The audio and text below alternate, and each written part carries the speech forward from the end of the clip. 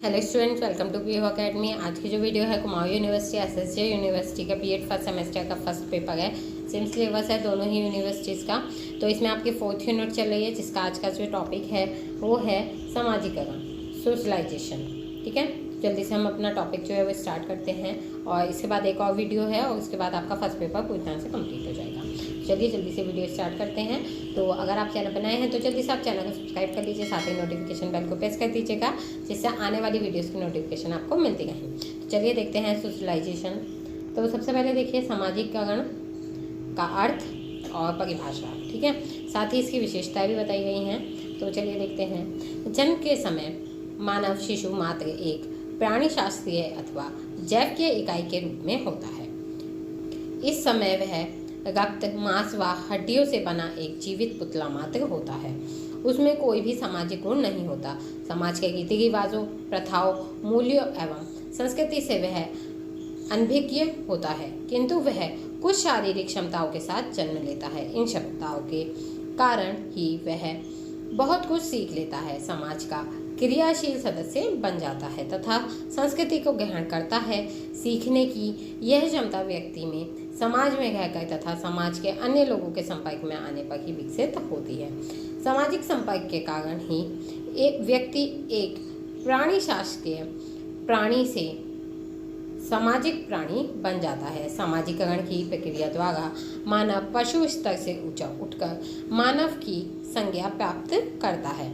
इस प्रकार मनुष्य के एक सामाजिक प्राणी बनने की प्रक्रिया इसका सामाजिकरण कहलाता है। सामाजिकरण की प्रक्रिया के फलस्वरूप मानव पशुवत स्तर से ऊंचा उठकर मानव की संज्ञा प्राप्त करता है। तो देखिए सामाजिकरण के अर्थ को बताया यहाँ पे। कहने का अर्थ है कि जब एक बच्चे का जन्म होता है तो वो कुछ नहीं होता, वो सिर्फ एक इस प्राणी शास्त्र के मतलब इस समाज में जन्मा, इस पृथ्वी पे जन्मा एक रक्त, मांस और हड्डियों से बना एक पुतला होता है। उसमें किसी भी तरीके का कोई गुण नहीं होता, रीति रिवाज, प्रथाएं, मूल्य, संस्कृति, किसी चीज़ को वो नहीं जानता है।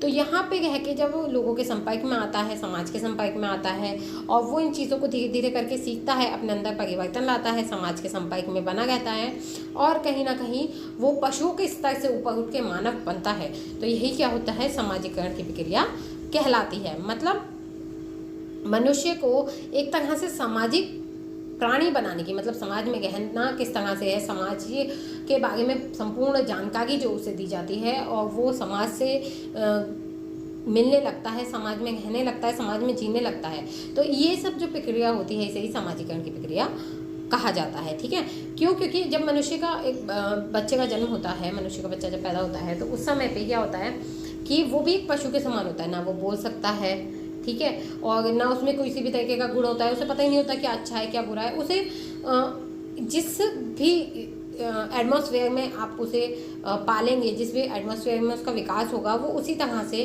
परिवर्तित हो जाएगा। अगर आप उसे जानवर के संग रखेंगे वो उस जैसा हो जाएगा, इंसान के संग रखेंगे इंसान जैसा हो जाएगा। तो इसीलिए मनुष्य बनाने की जो प्रक्रिया है उसे, ठीक है, जिसमें क्या है कि वो एक सामाजिक प्राणी बनता है, यही सामाजिकरण कहलाता है। परिभाषाएं देखिए। परिभाषाओं में ग्रीन के अनुसार समाजीकरण वह प्रक्रिया है जिसके द्वारा बालक सांस्कृतिक विशेषताओं, आत्मीयपन और व्यक्तित्व को प्राप्त करता है। नेक्स्ट है स्टीवर्ट एवं ग्रीन के अनुसार समाजीकरण वह प्रक्रिया है जिसके द्वारा लोग अपनी संस्कृति के विश्वासों, मनोवृत्तियों, मूल्यों एवं प्रथाओं को ग्रहण करते हैं। न्यूमेयर के अनुसार एक व्यक्ति के सामाजिक प्राणी के रूप में परिवर्तित होने की प्रक्रिया का नाम ही समाजीकरण है। और जॉनसन के अनुसार समाजीकरण सीखने की प्रक्रिया है जो सीखने वाले को सामाजिक भूमिकाओं का निर्वाह करने योग्य बनाती है। आप समाजीकरण की विशेषताएं देखिए। समाजीकरण सीखने की प्रक्रिया है। सेकंड है यह मृत्यु पर्यंत चलने वाली प्रक्रिया है। नेक्स्ट है मतलब मृत्यु तक चलने वाली प्रक्रिया है। नेक्स्ट है बालक को समाज का प्रक्रियात्मक सदस्य बनाने की प्रक्रिया है। फोर्थ है समाजीकरण एक सांक्षेपिक क्रिया है जो समय एवं स्थान के अनुसार बदलती रहती है। नेक्स्ट है यह संस्कृति को आत्मसात करने की प्रक्रिया है। प्रक्रिया द्वारा बालक में आत्म का विकास होता है, मतलब आत्मविश्वास बनता है। और उसके बाद आता है यह संस्कृति हस्तांतरण की एक प्रक्रिया है। ठीक है, इसके साथ विशेषताएं कंप्लीट होती हैं। नेक्स्ट है आपका बालक के समाजीकरण में शिक्षक की भूमिका। ठीक है, एक बालक का जब समाजीकरण होता है, वो सामाजिक प्राणी के रूप में बदला जाता है, तो इसमें शिक्षक की क्या भूमिका रहती है। सबसे पहला पॉइंट है अभिभावक शिक्षक समिति। तो समाजीकरण की प्रक्रिया को तीव्र गति प्रदान करने के लिए शिक्षक का सर्वप्रथम कार्य यह है कि बालक के माता पिता से संपर्क स्थापित करके उसकी रुचियों तथा मनोवृत्तियों के विषय में ज्ञान प्राप्त करें और उन्हीं के अनुसार उसे विकसित होने के अवसर प्रदान करें। ठीक है, तो एक तरह से जैसे जैसे शिक्षक और अभिभावक एक दूसरे से संपर्क में रहेंगे, ठीक है, इससे क्या होगा कि जो बच्चे की रुचियां हैं, इंटरेस्ट किस किस चीज़ में है, उसकी सोच कैसी है, मनोवृत्ति कैसी है, साइकोलॉजी कैसी है उसकी, ये सब जान पाएंगे अच्छे से। ठीक है, इस सब बातों के बारे में अच्छे से नॉलेज मिल पाएगी दोनों को, और इससे क्या है बच्चे को विकसित करने में काफ़ी अच्छा मतलब, तो एक तरह से बच्चे को अच्छे से आप विकसित कर पाएंगे। ठीक है, उसमें अच्छा योगदान दे पाएंगे उसके विकास में, और उसे भी विकसित होने के अच्छे अच्छे अवसर प्राप्त होंगे। नेक्स्ट है संस्कृति का विकास। कुछ परंपराएं, रीति रिवाज, मान्यताएं, विश्वास तथा दृष्टिकोण होते हैं जिन्हें संस्कृति की संज्ञा दी जाती है। शिक्षक का कर्तव्य है कि बालक को भारतीय संस्कृति का ज्ञान दे, जिससे उसका समाजीकरण हो जाए। ठीक है, तो संस्कृति का विकास कहने का अर्थ है कि जो भी जिस भी संस्कृति में रहता है, यहाँ पे भारतीय संस्कृति की हमारी बात हो रही है, तो यहाँ पे कहने का अर्थ है कि जो शिक्षक है उसका कर्तव्य बनता है कि बालक को जो भारतीय संस्कृति है उसके बारे में बताए, जिससे कि बालक रीति रिवाज, मान्यताएं, विश्वास, दृष्टिकोण सबके बारे में जान जाएगा, और उससे क्या होगा, उसका समाजीकरण खुद ब खुद हो जाएगा। नेक्स्ट आता है सामाजिक उच्च आदर्श।